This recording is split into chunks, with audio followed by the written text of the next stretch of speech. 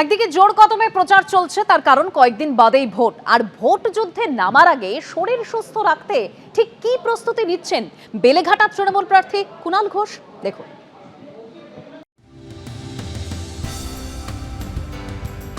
তিনি ভোজন রসিক বাঙালি, খেতে ভালোবাসেন, কিন্তু সামনে ভোট বলে কথা।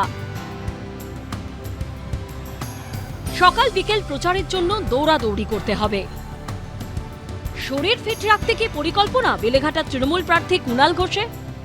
আমি ডায়েট খুব ঘড়ি ধরে ধরে করি, মানে ডায়েট আমি করি সকাল 8টার পর 10:30 অবধি। 10:30টায় আবার ডায়েটটা ভেঙে আবার 11টা থেকে ডায়েট করি। মানে যে সময়টা আমি খাই ওই সময়টা আমি ডায়েট করি না, বাকি সময়টা ডায়েট করি।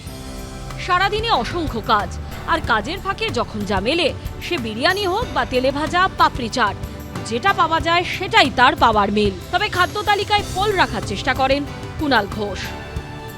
পেঁপে বা এই ফলগুলো, এইটা কিন্তু আমি একটু মানে ভালোবাসি, এবং টুকটাক মুড়ি, ঘুগনি, চপ, পেঁয়াজি, আলুর চপ, ফিশ ফ্রাই, বিরিয়ানি যা পাই খাই, এবং ভাজা ভুজি, তেল মশলা সব খাই। কিন্তু যেটা হয়েছে, আমি এখন খাওয়ার পরিমাণটা খুব কমিয়ে দিয়েছি। মাছের মাথা দিয়ে একটু ওই ছেঁচড়া গোছের একটা যদি একটু ভাত দিয়ে একটু মেখে একটু হয়ে যায়, হ্যাঁ, আর ছোটো মাছ, উঁচো মাছ, তার যদি একটু ঝোল হয়ে যায়, আমাকে খাদ্যরসিকটা বললে আমি খুব প্রতিবাদ করব না। বাড়ির খাবার হোক বা রেস্তোরাঁর খাবার কিংবা রাস্তার ধারের ফাস্টফুড, সবেতেই তিনি স্বচ্ছন্দ।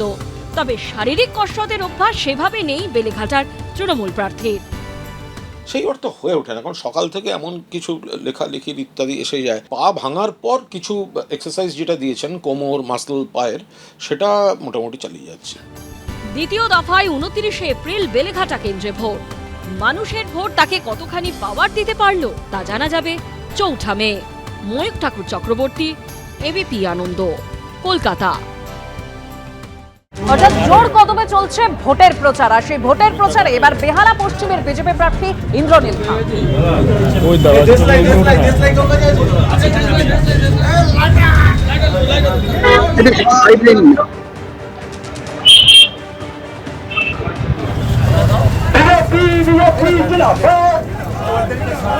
এবং তৃণমূল কংগ্রেস এখানকার জনপ্রতিনিধি পাঠিয়েছিল, সে চুরি করেছে, আর সাধারণ মানুষের কথা ভাবেনি।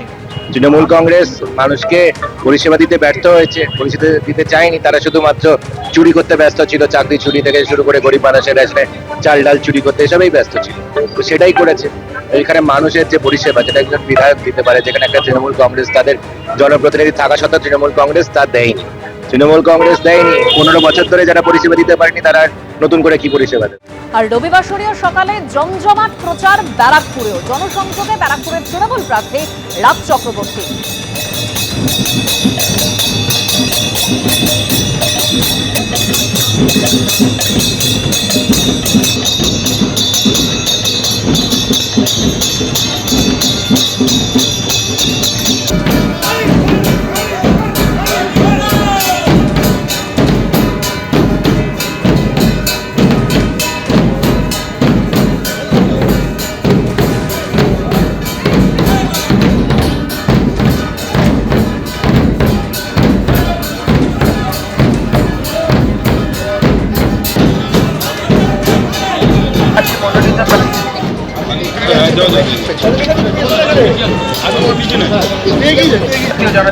একদিকে তৃণমূল প্রার্থী রাজ চক্রবর্তী ব্যারাকপুরে যেরকমভাবে প্রচার সারছেন, অন্যদিকে প্রচারে বিজেপি প্রার্থী কৌস্তব বাগচি হেঁটে প্রচার সারলেন তিনি।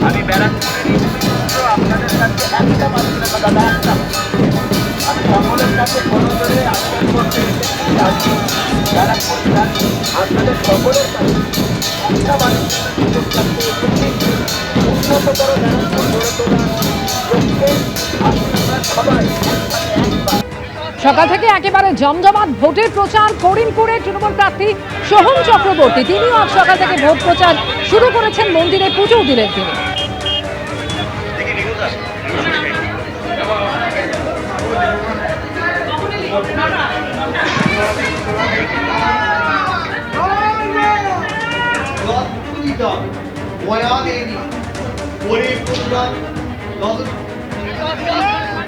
তৃণমূল কংগ্রেসের প্রার্থী হয়ে বা তৃণমূল কংগ্রেসের কর্মীরা সবসময় মাঠে ঘাটে রাস্তায় থাকে, পথে থাকে, মানুষের সঙ্গে তাদের সাথে থাকবে বলে প্রতিজ্ঞাবদ্ধ।